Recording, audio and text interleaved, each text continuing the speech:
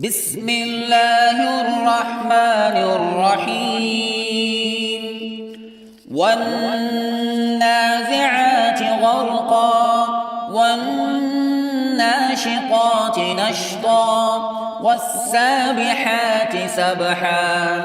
فالسابقات سبقا فالمدبرات أمرا يوم ترجف الراجفة تتبعها الرادفة قلوب يومئذ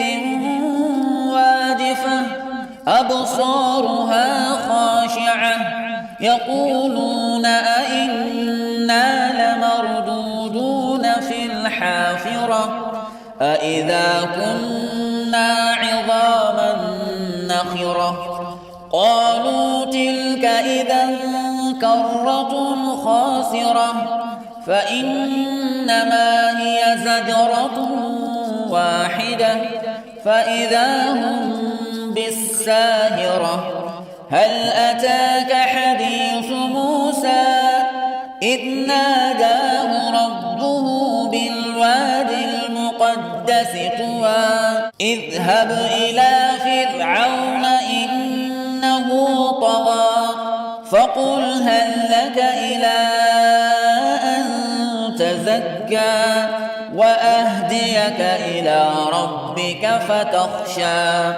فأراه الآية الكبرى فكذب وعصى ثم أدبر يسعى فحشر فنادى فقال أنا ربكم الأعلى فأخذه الله نكال الآخرة والأولى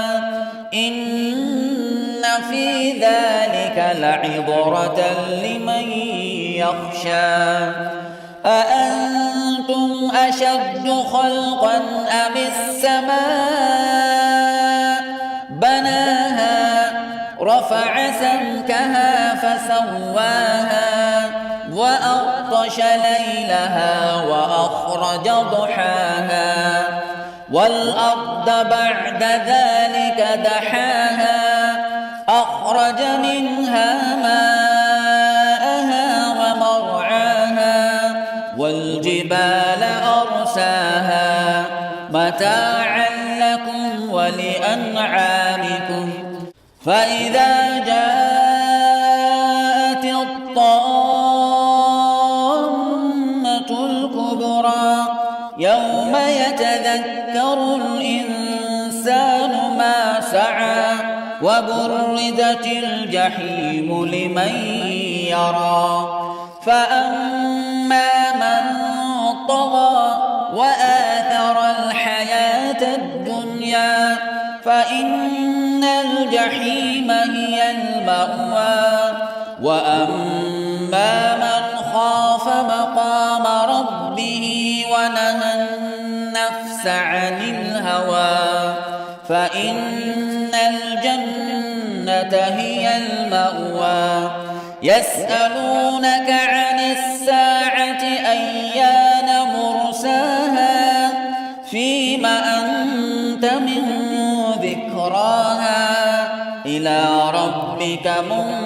منتهاها إنما أنت منذر من يخشاها كأنهم يوم يرونها لم يلبثوا إلا عشية أو ضحاها.